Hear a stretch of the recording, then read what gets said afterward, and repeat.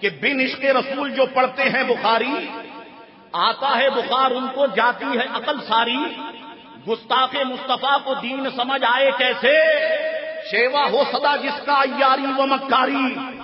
بخاری کی حدیث، یا رسول اللہ صلی اللہ تعالی وسلم، وسیلے کا لغوی معنی میں نے آپ کو کہا کہ ذریعے کو کہتے ہیں۔ بخاری شریف میرے سامنے ہے اور حدیث نمبر ہے 3278۔ یہ جتنی بھی اب انٹرنیٹ پہ کتابیں موجود ہیں حدیث کی، تو اس پہ باقاعدہ نمبرنگ کر دی گئی ہے۔ تو یہ نمبر ہے 3278 اور حدیث کے الفاظ: حدثنا عبداللہ بن یوسف قال حدثنا اللیث قال حدثني ابو الاسود عن عروہ ابن زبیر قال كان عبد الله بن زبیر احب البشر الى عائشہ بعد النبی صلی اللہ علیہ وسلم وابی بکر۔ اب اس کو سمجھانے کے لیے مجھے ذرا اس کے مفہوم کی طرف جانا پڑے گا، تاکہ میں ایسے آسان انداز میں سمجھا دوں کہ بات بالکل سب کے دماغ میں بیٹھ جائے۔ دیکھو، مجمع میں ہر طرح کے لوگ ہوتے ہیں۔ مجمع میں بزنس مین بھی ہوں گے، پڑھے لکھے بھی ہوں گے، ٹھیلے پر فروٹ لگانے والا بھی ہوگا، کچوری اور چھولے بیچنے والا بھی ہوگا۔ تو سب کو آسانی سے سمجھانا اور ایک گلدستہ بنا کے تقریر کا ان کی خدمت میں پیش کر دینا، یہ ایک بہت بڑا کام ہوتا ہے۔ تو اس میں محنت ہماری ہوتی ہے اور مدد اللہ اور اس کے رسول کی شامل حال ہوتی ہے۔ اب میں اس کے مفہوم کی طرف جاتا ہوں تاکہ بات سب کی سمجھ میں آ جائے۔ حضرت عبداللہ ابن زبیر رضی اللہ تعالی عنہ، یہ ام المومنین حضرت عائشہ صدیقہ رضی اللہ تعالی عنہا کی بہن کے صاحبزادے ہیں۔ حضرت عائشہ صدیقہ رضی اللہ تعالی عنہا کہ یہاں اولاد نہیں تھے۔ حضرت عائشہ صدیقہ رضی اللہ تعالی عنہا اپنی بہن کے بچے یعنی اپنے بھانجے حضرت عبداللہ ابن زبیر رضی اللہ تعالی عنہ سے بہت زیادہ محبت فرماتی تھی۔ حضرت عائشہ صدیقہ رضی اللہ تعالی عنہا نے جس وقت آنکھیں کھولی تھی تو اپنے والد محترم کے شب و روز انہوں نے دیکھے تھے کہ ان کے والد محترم بھی بڑے غریب پرور انسان تھے اور بڑے ایثار پسند انسان تھے۔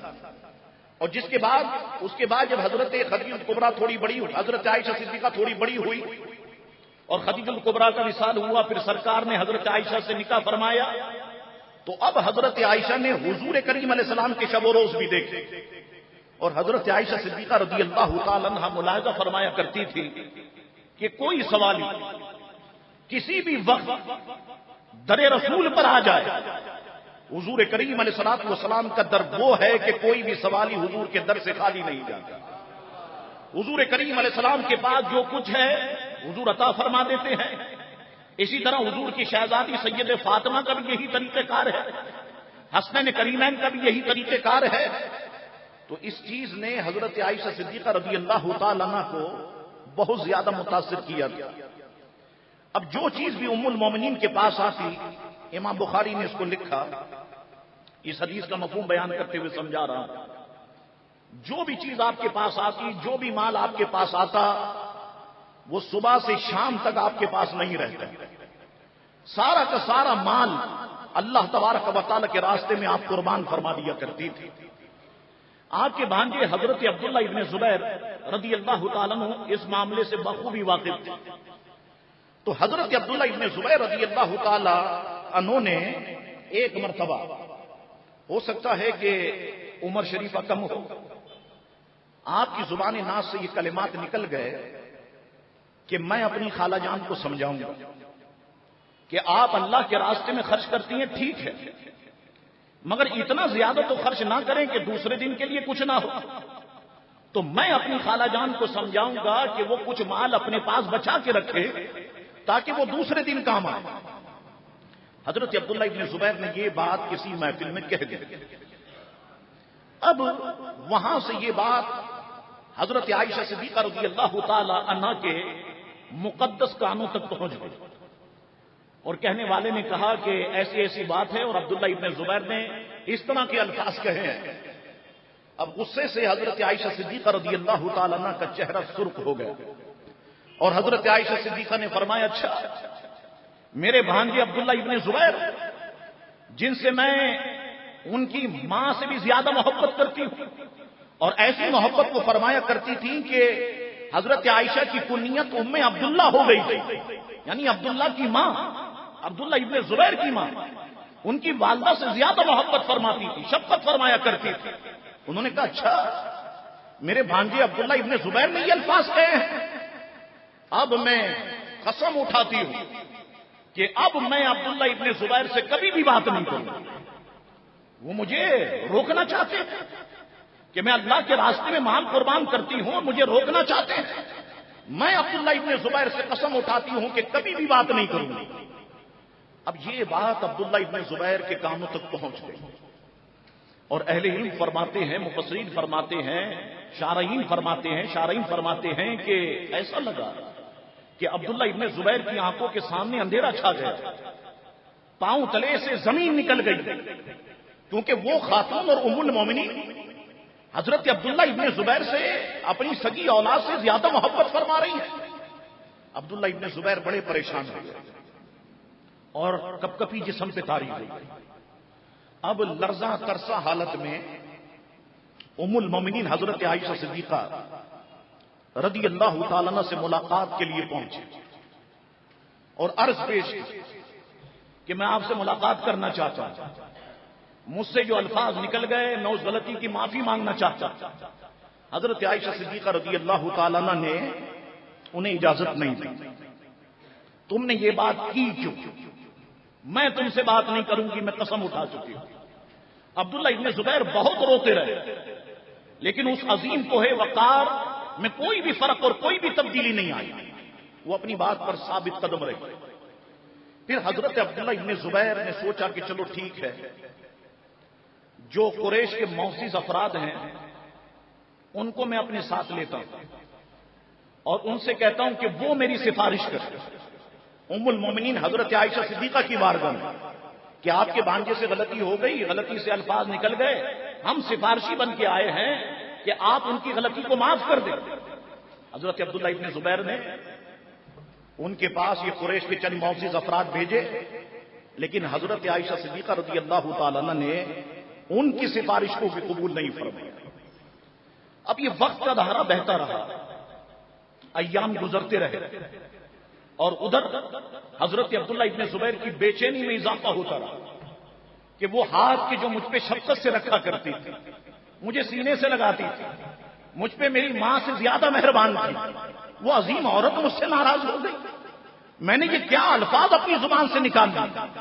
اب ایک رقت کسی کیفیت عبداللہ ابن زبیر پہ طاری ہے، زارو قطار روتے تھے، دن میں بھی رات میں بھی۔ شارعین فرماتے ہیں کہ اللہ تعالی کو حضرت عبداللہ ابن زبیر پہ رحم آیا، اللہ تبارک و تعالی نے ان پہ رحم فرمایا اور پھر اس کا ایک راستہ نکلا۔ اب وہ راستہ کیا ہے کہ حضور کریم علیہ الصلوۃ والسلام کی والدہ محترمہ کی طرف سے دو رشتہ دار، ایک عبد الرحمن ابن اسود اور دوسرے مسور ابن مخرمہ، یہ حضور کی والدہ کی طرف سے رشتہ دار تھے۔ یہ حضرت عائشہ صدیقہ رضی اللہ تعالیٰ عنہ سے ملنے کے لیے آئے، ملاقات کے لیے آئے، اور عبداللہ ابن زبیر جانتے تھے کہ حضرت عائشہ صدیقہ حضور کی والدہ کی وجہ سے ان سے بڑی محبت کرتی، تو اب ایسا کرتا ہوں میں کہ حضرت عائشہ کی بارگاہ میں میری غلطی معاف ہو جائے، وہ مجھ سے راضی ہو جائیں، میں حضور کے ان رشتہ داروں کو وسیلہ بناتا ہوں، ان کو ذریعہ بناتا ہوں، اور ان سے میں کہوں گا کہ آپ میری سفارش فرما دیں تاکہ ام المومنین حضرت عائشہ صدیقہ مجھ سے راضی ہو جائے۔ اللہ اکبر۔ اب یہ دونوں حضور کے رشتہ دار حضرت عائشہ صدیقہ کی بارگاہ میں پہنچے، الیک سلیک ہوئی، بات چیت ہوئی، حضرت عائشہ نے بڑی انہیں ریسپیکٹ دی، بڑی قدر و منزلت ان کی۔ اس کے بعد یہ دونوں بزرگ کہنے لگ گئے، اے عائشہ، عبداللہ ابن زبیر کی حالت ہم نے دیکھی، کیا غلطی ہو گئی اس سے؟ کہا ایسی غلطی ہو گئی، کہا ہم سفارش کرتے ہیں آپ عبداللہ ابن زبیر کی غلطی کو معاف فرما دیں۔ اللہ اکبر۔ اور بعض شارعین نے لکھا کہ عبداللہ ابن زبیر نے راستے میں ان سے بات کہی تو انہوں نے کہا چلو ہمارے ساتھ چلو، جیسے ہی ہم سفارش کے الفاظ کہیں گے تم پردے کے پیچھے سے باہر آ جاؤ، اندر داخل ہو جاؤ۔ اللہ اکبر۔ حضرت عائشہ صدیقہ سے کہا کہ آپ عبداللہ ابن زبیر کو معاف کر دیں۔ حضرت عائشہ نے کہا کہ عبداللہ ابن زبیر کہاں؟ کہیے پردہ ہٹایا، عبداللہ ابن زبیر آ گئے، قدموں میں گر گئے۔ حضرت عائشہ صدیقہ نے عبداللہ ابن زبیر کی اس غلطی کو معاف فرما دیا۔ اب یہ بخاری سے میں نے لغوی معنی اس لیے پیش کیے تاکہ سب کی سمجھ میں آ جائے، اور جن لوگوں کو بخاری کے انجیکشن لگے ہوئے ہیں ان کی بھی سمجھ میں آ جائے کہ یہ معنی میں نے کسی اور کتاب سے بیان نہیں کیے، یہ امام بخاری کی بخاری سے میں نے بیان کیے۔ تو یہاں پر غور فرمائیے، حضرت عائشہ صدیقہ ناراض تھی عبداللہ ابن زبیر سے، عبداللہ ابن زبیر ان کو راضی کرنا چاہتے تھے، تو عبداللہ ابن زبیر کے لیے وسیلہ بنے حضور کے رشتہ دار جو والدہ محترمہ کی طرف سے تھے۔ تو وسیلہ ذریعے کو کہتے ہیں کہ جس سے کسی ناراض کو راضی کیا جا سکے، تو یہاں پر حضور کے رشتہ دار عبداللہ ابن زبیر کے لیے وسیلہ بن گئے، اور حضرت عائشہ صدیقہ رضی اللہ تعالی عنہا نے ان کی غلطی کو معاف فرما دیا۔ ٹھیک ہے صاحب، وسیلے کا لغوی معنی میں نے آپ کو بتایا۔ اب وسیلے کا شرعی مفہوم میں آپ کو سمجھاتا ہوں کہ وسیلے کا شرعی مفہوم کیا ہے۔ بہت سمپل ہے۔ وسیلے کا شرعی مفہوم یہ ہے کہ بندہ اللہ کی بارگاہ میں دعا کرے۔ ہم سارے سنی اس بات کو جانتے ہیں، لیکن کوئی نیوٹن بیٹھا ہے یا دوسرے عقیدے کا بیٹھا ہے، وہ سن لے پہلے ہمارا عقیدہ کہ ہم اللہ کی بارگاہ میں دعا کرتے ہیں، اے اللہ تعالی ہم سے فلانی غلطی ہو گئی، تجھے آمنہ کے لال پیارے مصطفیٰ کا واسطہ، تجھے بغداد کے شہنشاہ غوث پاک کا واسطہ، تجھے داتا لاہوری کا واسطہ، تجھے غریب نواز کا واسطہ، مولا تیری بارگاہ میں تیرے محبوبوں کا واسطہ وسیلہ پیش کرتے ہیں، ہماری غلطی کو معاف فرما دے۔ وسیلے کا یہ شرعی مفہوم خدا کی قسم یہ قرآن اور حدیث سے ثابت ہے، ایسا نہیں ہے کہ قرآن اور حدیث کے خلاف ہے۔ یہ گفتگو جب آگے چلے گی وہ ساری باتیں میں آپ کو بیان کروں گا آپ کی خدمت میں کہ وسیلے کا یہ مفہوم قرآن اور حدیث سے ثابت ہے۔ اللہ اکبر۔ اب آگے بڑھیے۔ اب سوال یہ ہوتا ہے کہ صاحب وسیلے کی ضرورت کیوں ہے؟ یہ ہوٹلوں پر بیٹھکوں پہ جو گفتگو چلتی ہے وہ ساری باتیں بھی میں آپ کو بتاؤں گا۔ وسیلے کی ضرورت کیوں ہے؟ ہم نے کلمہ پڑھ لیا لا الہ الا اللہ محمد رسول اللہ، ہم نماز پڑھتے ہیں، ہم روزہ رکھتے ہیں، ہم حج کرتے ہیں، ہم زکات دیتے ہیں، تو وسیلے کی ضرورت کیوں ہے؟ سارے مولوی سارے علماء کہتے ہیں کہ اللہ ہماری شرعت سے زیادہ قریب ہے، تو جب اللہ ہماری شرعت سے زیادہ قریب ہے تو پھر وسیلے کی ضرورت کیوں ہے؟ یہ بہت بڑا سوال ہے، اور اس کے ذریعے سے قوم کو گمراہ کرنے کی کوشش کی جاتی ہے۔ جب اللہ ہماری شرعت سے زیادہ قریب ہے تو پھر وسیلے کی ضرورت کیوں ہے؟ یاد رکھو سنی مسلمانوں، بے شک اللہ تعالی ہماری شرعت سے زیادہ قریب ہے۔ اللہ تعالی ہم سے اتنا قریب ہے، اتنا قریب ہے کہ میں اس قربت کو نہیں سمجھا سکتا، لیکن ہم سب کے سب لوگ اللہ سے اتنا دور ہیں، اتنا دور ہیں کہ میں اس دوری کو نہیں سمجھا سکتا۔ اللہ تو ہم سے قریب ہے لیکن ہم اللہ سے دور ہیں۔ اب سمجھانا میرا کام ہے، ہر ذہن مجمع میں ہوتا ہے، تو اس کو سمجھانے کے لیے کہ اللہ ہم سے قریب ہے، ہم اللہ سے دور ہیں، اس کو سمجھانے کے لیے میں نے جب کتب کا مطالعہ کیا تو مجھے صرف ایک واقعہ ملتا ہے، اور وہ واقعے کے ذریعے سے بات آپ سب کی سمجھ میں آ جائے گی۔ کہتے ہیں کہ ایک علاقے میں سیٹھ صاحب جو بہت مشہور تھے، اور ان کی وجہ شہرت ان کی ہیرے والی انگوٹھی تھی، کہ ان کی انگوٹھی میں ہیرا تھا، سونے کی انگوٹھی، نگینا ہیرے کا، اسے وہ پہنتے تھے اور پورے علاقے میں مشہور تھے۔ بڑے بڑے چوروں نے کوشش کر دی، صاحب کسی طریقے سے سیٹھ صاحب کی انگلی سے یہ انگوٹھی نکال لی، جب اس کو فروخت کریں گے تو بہت سارا پیسہ ملے گا۔ اب ایک دن ہوا کیا، کہتے ہیں کہ سیٹھ صاحب نے اپنے رشتہ داروں سے کہا کہ میں فلانی جگہ اپنے دوستوں سے ملنے جانا چاہتا ہوں، یوں سمجھیے آپ، میں چاہتا ہوں کہ میں لاہور جاؤں کراچی سے اور اپنے رشتہ داروں سے ملاقات کروں۔ کہا ٹھیک ہے آپ جائیں، گھر والوں نے اجازت دے دی۔ سیٹھ صاحب نکلے، سواری میں سوار ہو گئے. کہتے ہیں کہ ایک چور کو اس کی خبر ہو جو دوسرے گاؤں کا تھا. کہنے لگا فلانے سیٹھ صاحب جو ہیرے کی انگوٹھی پہنتے ہیں وہ لاہور جانا چاہتے ہیں, چلو موقع ہاتھ لگے گا تو میں ہیرے والی انگوٹھی جو بڑے بڑے چور نہیں چرا سکے میں چرا لوں گا. ساتھ ہو گئے, سواری پہ سوار ہوئے, الیک سلیک ہوئی. کیا نام ہے تمہارا؟ میرا نام یہ ہے. آپ کا کیا نام ہے؟ میرا نام یہ. آپ کہاں کے رہنے والے؟ میں یہاں کا. آپ کہاں کے رہنے والے؟ میں یہاں کا. کہاں تک کا سفر ہے؟ سیٹھ صاحب نے کہا میں لاہور جانا چاہتا ہوں. اور آپ؟ کہا یہ تو بڑی خوش قسمتی کی بات ہے کہ میں بھی لاہور جانا چاہتا ہوں. آپ بھی لاہور اور میں بھی لاہور. کہا چلو ٹھیک ہے, سفر بہت اچھا گزرے. سیٹھ صاحب نے کہا دیکھو پڑوسی کے پڑوسی پر حقوق ہوتے ہیں. تم میرے ساتھ ہو, میں تمہارے ساتھ ہوں, میں تمہارا خیال رکھوں گا, تم میرا خیال رکھنا. اور دیکھ لو یہ بات میں تمہیں پہلے بتا دیتا ہوں کہ بہت سارے لوگ میری اس انگوٹھی کے پیچھے لگے ہوئے. اس انگوٹھی کی میں بھی بہت حفاظت کرتا ہوں, تم بھی بہت حفاظت کرنا. چور سے کہہ رہے ہیں. چور نے کہا ٹھیک ہے, آپ کی انگوٹھی کی ایسی حفاظت ہوگی کہ انشاءاللہ آپ دیکھتے رہ جائیں. سفر شروع ہوا, آگے بڑھے. کہتے ہیں رات ہو گئی. اب سیٹھ صاحب نے کہا اپنے ساتھی سے جو چور تھا حقیقت میں, سیٹھ صاحب نے کہا کہ دیکھو اگر ہم دونوں ایک ساتھ سو جائیں گے تو ہو سکتا ہے کہ کوئی میری انگوٹھی انگلی میں سے نکال کے لے جائے. تو ایسا کرتے ہیں کہ آدھی رات میں سوؤں گا اور آدھی رات تم سو. تو اب مجھے یہ فیصلہ کر کے بتاؤ پہلے سوئے گا کون, تم سو گے یا میں سوؤں گا؟ چور کے لیے موقع بہت اچھا تھا. اس نے کہا چلو پہلی رات میں یہ معاملہ صاف ہو جائے گا. کہنے لگا سیٹھ صاحب پہلے آپ سو جائیں, اس کے بعد میں سو جاؤں گا, آدھی رات میں آپ کو اٹھاؤں گا. اب سیٹھ صاحب جب سونے لگے تو کہتے سیٹھ صاحب نے ہوشیاری یہ کی کہ اپنی انگلی سے انگوٹھی نکالی اور بڑی ہوشیاری اور چالاکی سے چور کی جیب میں ڈالی. اب سیٹھ صاحب سو گئے. جب خراٹوں کی آواز بلند ہوئی اب چور نے تلاشی لینا شروع کی. انگلیاں دیکھے انگوٹھی نہیں ہے, جیب دیکھ لی انگوٹھی نہیں ہے, دوسرا زیادہ راہ دیکھ لیا انگوٹھی نہیں ہے. بڑا پریشان. اب جس وقت جو اٹھانا تھا وہ وقت آ گیا, اٹھا دیا. سیٹھ صاحب بیدار ہو گئے. چور سے کہا تم سو جاؤ. چور سو گیا.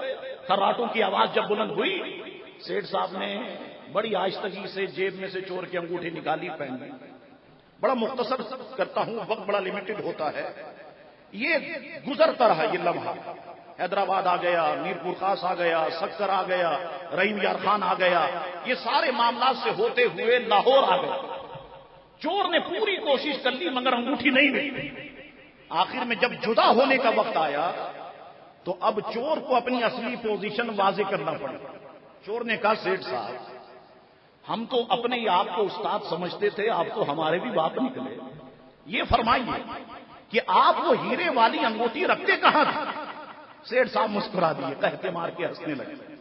کہنے لگے بات یہ ہے کہ جب میں سوتا تھا تو میں انگوٹھی بڑی ہوشیاری سے تمہاری جیب میں رکھ دیتا تھا واسکٹ.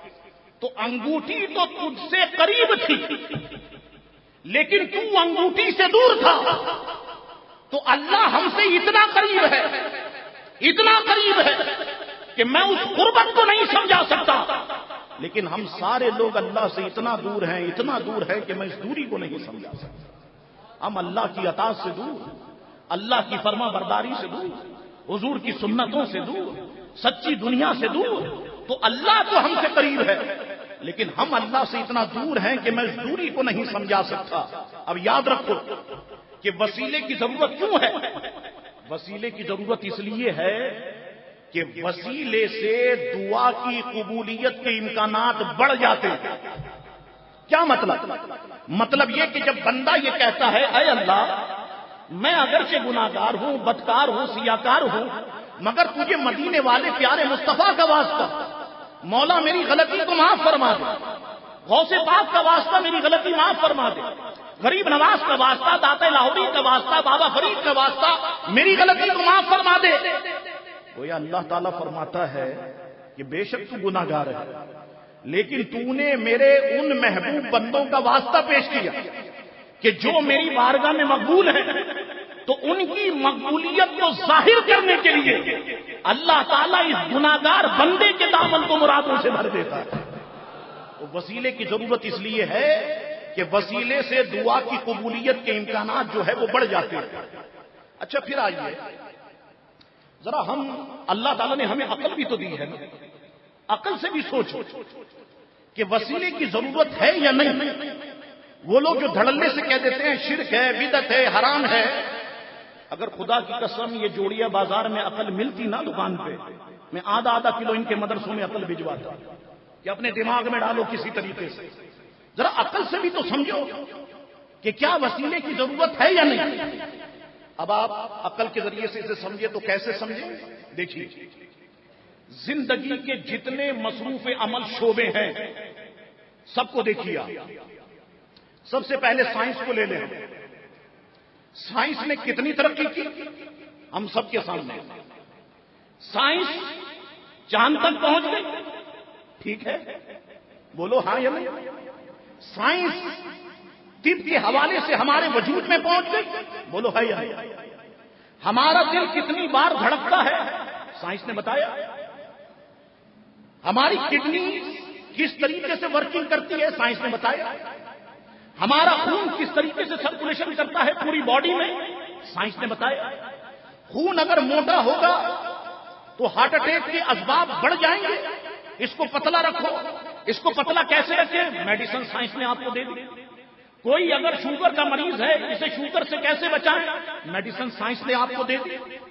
سائنس کے حوالے سے آپ دیکھیں سائنس کا شعبہ آج ترقی کے عروج پر ہے.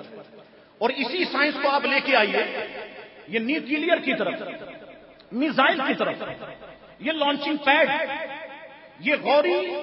کبھی آپ دیکھتے ہیں میڈیا پہ اخبارات پڑھتے ہیں, اگر آپ کو شوق ہو کہ سومیانی سے فائر ہوتا ہے آپ کا میزائل ٹیسٹنگ کے لیے 1300 کلومیٹر کا فاصلہ طے کرتا ہے, اور بلوچستان میں جس علاقے میں جس جگہ پر اس کو پھٹنا ہے جہاں گرنا ہے وہاں پر جا کر یہ 7 منٹ کے اندر گرتا ہے.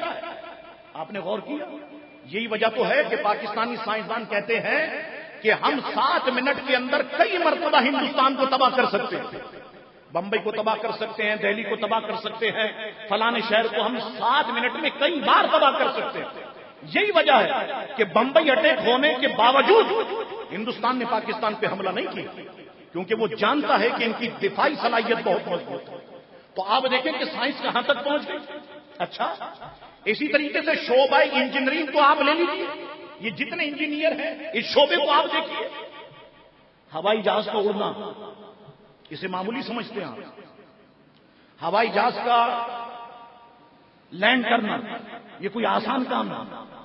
ہوائی جہاز کے اندر کتنے انجن لگے ہوئے ہیں, ہر انجن کا ورکنگ حالت میں ہونا, اور ورکنگ حالت میں ہے پائلٹ کو پتا کیسے چلے تو ڈیجیٹل اسکرین پر سارے میٹر کا موجود ہونا.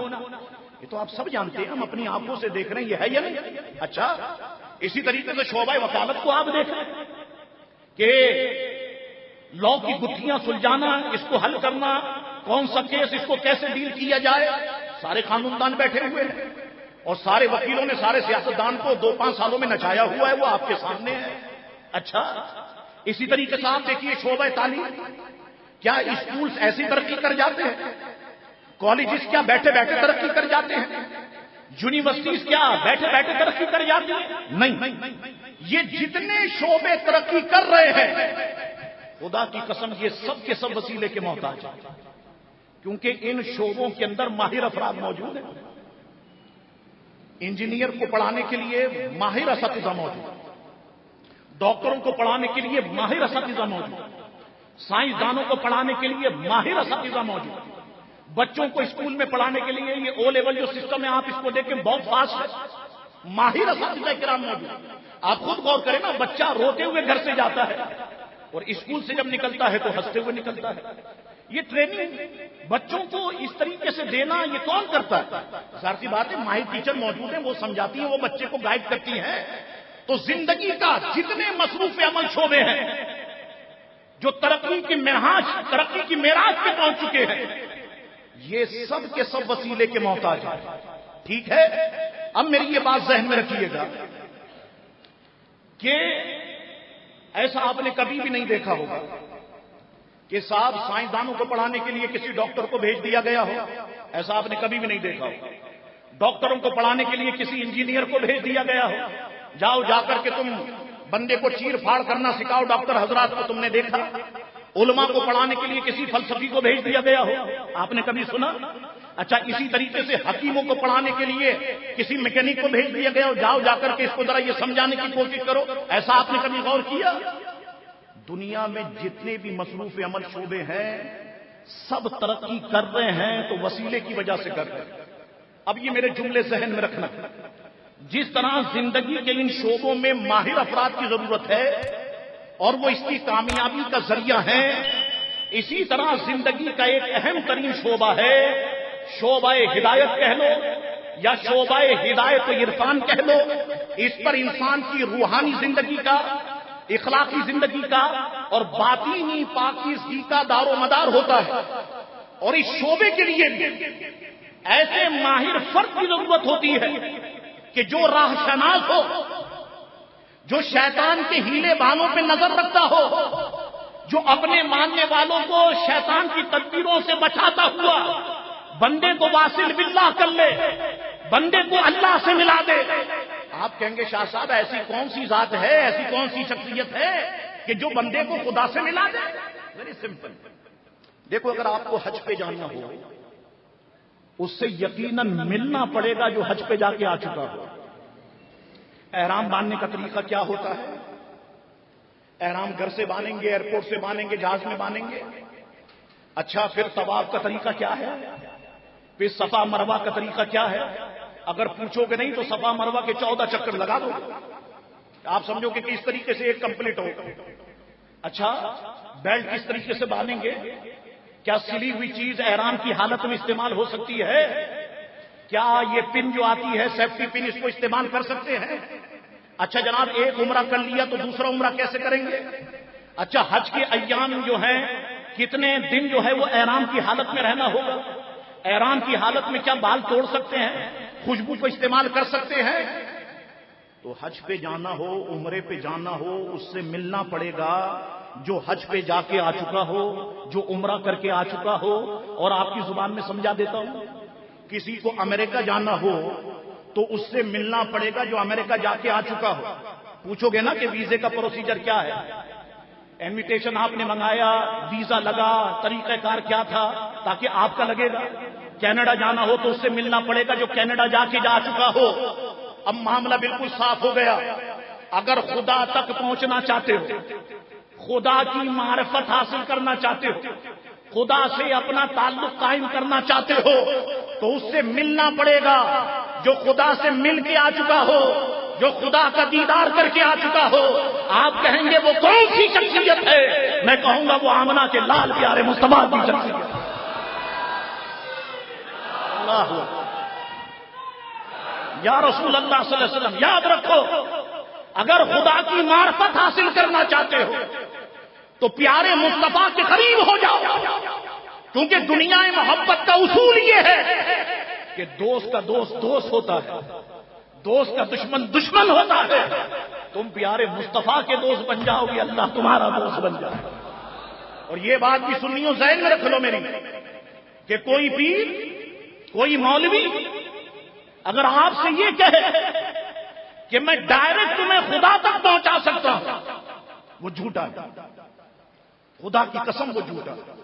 اس کو یوں سمجھو، میں آپ سے پوچھوں گا بابا سے بلند مجھے بتائیے گا، کراچی کی ٹیکسی، کراچی کا رکشا، کراچی کا تانگا کیا آپ کو سعودیہ تک پہنچا سکتا ہے؟ عرب تک پہنچا سکتا ہے؟ نہیں۔ ٹیکسی کا کام، رکشے کا کام، تانگے کا کام بندے کو ایئرپورٹ تک پہنچانا ہے، جہاز کا کام بندے کو سعودیہ تک پہنچانا ہے، پیروں کا کام، مولویوں کا کام، صوفیوں کا کام بندے کو مصطفیٰ تک پہنچانا ہے۔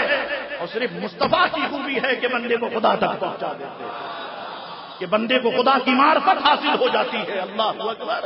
تو فرمایا یا ایھا الذین آمنوا اتقوا اللہ وابتغوا الیہ الوسیلہ، اے ایمان والو اللہ سے ڈرو اور اللہ تک پہنچنے کے لیے وسیلہ تلاش کرو، وجاہدوا فی سبیلہ، اللہ کے راستے میں جہاد کرو، لعلکم تفلحون، تاکہ تم کامیاب ہو جاؤ۔ کہتے ہیں نا لوگ قرآن سے دکھاؤ وسیلے کا ثبوت، یہ آیت 5واں پارہ سورہ المائدہ آیت نمبر 35، دوبارہ سن لیں آپ. یا ایھا الذین آمنوا، اے ایمان والو، آمنوا اتقوا اللہ، اللہ سے ڈرو، وابتغوا الیہ الوسیلہ، اور وسیلہ تلاش کرو اللہ تک اگر تم نے پہنچنا ہے. وجاہدوا فی سبیلہ، اللہ کے راستے میں جہاد کرو، لعلکم تفلحون، تاکہ تم کامیاب ہو جاؤ. یہ میں نے خطبے کے بعد آیت پڑھی، اس میں بہت نور ہے، اور کم از کم 1 گھنٹے کی تقریر اس پہ ہو سکتی ہے اور آگے، لیکن میں اسے آئندہ جمعہ کروں گا. لیکن پورے ہفتے کا پیٹرول تو میں دے دوں تاکہ آپ کی وہ تجسس آپ کو کھینچ کے لے کے آئے، دین کی محبت آپ کو خود بخود گھر سے نکلنے پر مجبور کرے. سنو ذہن میں، وہ لوگ جو مارکیٹوں میں ہوٹلوں پہ بیٹھ کے یہ کہتے ہیں وسیلہ شرک ہے، وسیلہ بدعت ہے، وسیلہ حرام ہے، وسیلہ ناجائز ہے، وسیلہ نہیں تھامو، وسیلہ تھامنے والا مشرک ہے، کافر ہے، بدعتی ہے، نہ جانے جو منہ میں آیا بولنا شروع کر دیتے. تو جو لوگ وسیلے کے منکر ہیں، وسیلہ نہیں مانتے، میں کسی کو لڑنے کی بات نہیں کرتا، نہ میں خود لڑتا ہوں، الحمدللہ بچپن سے اتنا بڑا ہو گیا، پوری زندگی میں کسی پہ ہاتھ اٹھایا ہو تو بتاؤ، نہیں لڑتا. نہ اپنے ساتھیوں کو لڑنے کا حکم دیتا کہ تم لڑو، جاؤ فلانے کو مارو، فلانے کی پٹائی کرو، نہیں. میری تربیت اس ماحول میں ہوئی ہے. میرے بزرگوں نے مجھے سکھایا کہ کوئی کہے کہ حضور شفاعت نہیں کریں گے، لڑنے کی ضرورت نہیں ہے، اس سے مسکرا کے کہو کہ ہماری کریں گے، تمہاری نہیں کریں گے. کوئی کہے کہ یزید جنتی ہے، لڑو نہیں، دونوں ہاتھ دعا کے لیے اٹھا دو اور کہو کہ اللہ تیرا حشر یزید کے ساتھ کرے اور اللہ ہمیں حسین کے ساتھ اٹھائے. لڑنے کی ضرورت نہیں ہے. تو وہ لوگ جو یہ کہتے ہیں وسیلہ شرک، وسیلہ بدعت، وسیلہ حرام، وسیلہ ناجائز، ہم وسیلے کو نہیں مانتے. میں کہتا ہوں نہیں مانتے. تمہیں حکم ہی کب دیا ہے قرآن نے وسیلے کا؟ قرآن نے وسیلے کا حکم تو دیا ایمان والوں کو. سمجھ آئی؟ یا ایھا الذین آمنو، اے ایمان والو، اتقوا اللہ، اللہ سے ڈرو، وابتغوا الیہ الوسیلہ، اس تک پہنچنے کے لیے وسیلہ تلاش کرو. تو جو ایمان والا ہوگا وہ وسیلہ تلاش کرے گا، اور جو بے ایمان ہوگا وسیلے کو شرک کہے گا، وسیلے کو بدعت کہے گا، وسیلے کو حرام کہے گا. تو اب معاملہ بالکل صاف ہو گیا کہ اس زمین پر اگر کوئی یہ دیکھنا چاہے کہ ایمان والے کون ہیں تو دیکھے مدینے سے محبت کرنے والے کون ہیں، وہ دیکھے مدینے کے لیے تڑپنے والے کون ہیں، وہ دیکھے مدینے کی آرزو کرنے والے کون ہیں، وہ دیکھے غوث کا دامن تھامنے والے کون ہیں، وہ دیکھے اپنی نسبت چشتی ہونے پہ فخر کرنے والے کون ہیں، وہ دیکھے سہروردی اور نقش بندی کون ہے. خدا کی قسم اس زمین پر سوائے ہم سنی دیوانوں کے تمہیں کوئی دوسرا نہیں ملے گا، دوسرا کوئی نہیں ملے گا. تو اب یہ آیت مقدسہ ہم لوگوں کے لیے خوشخبری ہے. یا ایھا الذین آمنوا اتقوا اللہ وابتغوا الیہ الوسیلہ. اگر اس زمین پہ کوئی ایمان والا ہے تو وہی ہے کہ جو اللہ کے محبوبوں کا وسیلہ تھامنے والا ہے. اچھا اب آؤ وہ جماعتیں اور وہ لوگ جو یہ کہتے ہیں، آخری بات کہ صاحب ہمارے ساتھ آ جاؤ، 40 دن کے لیے چلو، 4 مہینے کے لیے چلو، ہم تمہیں اللہ تک پہنچا دیں گے. اچھا ماں باپ کون سنبھالے گا؟ ماں باپ کو کون دیکھے گا؟ ماں باپ کو اللہ سنبھالے گا. بڑے مسکرا کے کہتے ہیں. بیوی بچے اللہ سنبھالے، بہن بھائی اللہ سنبھالے، دکان اللہ سنبھالے. ہم کیا سنبھالیں؟ آپ دین سنبھالیں تاکہ اللہ تک پہنچ جائے. اچھا گھر کا سنبھالنا آسان ہے یا دین کا سنبھالنا آسان ہے؟ گھر کا سنبھالنا آسان ہے. جو آسان چیزیں ہیں وہ اللہ سنبھالے گا، جو مشکل چیز ہے دین وہ یہ سنبھالے گا. مجھے تو حیرت ہوتی ہے اور ہنسی آتی ہے. جو مشکل چیز ہے وہ یہ سنبھالیں گے اور جو آسان چیز ہے وہ اللہ سنبھالے گا. اور جنہوں نے یہ کہا کہ ہم دین سنبھالیں گے، انہوں نے جو دین کا حال کیا آج وہ آپ کے سامنے ہے. گھر گھر لڑائیاں، گھر گھر جھگڑے اور گھر گھر قتل و غارت گری کا بازار گرم. یاد رکھو یہ تمہیں اللہ تک کہ بن عشق رسول جو پڑھتے ہیں بخاری، آتا ہے بخار ان کو، جاتی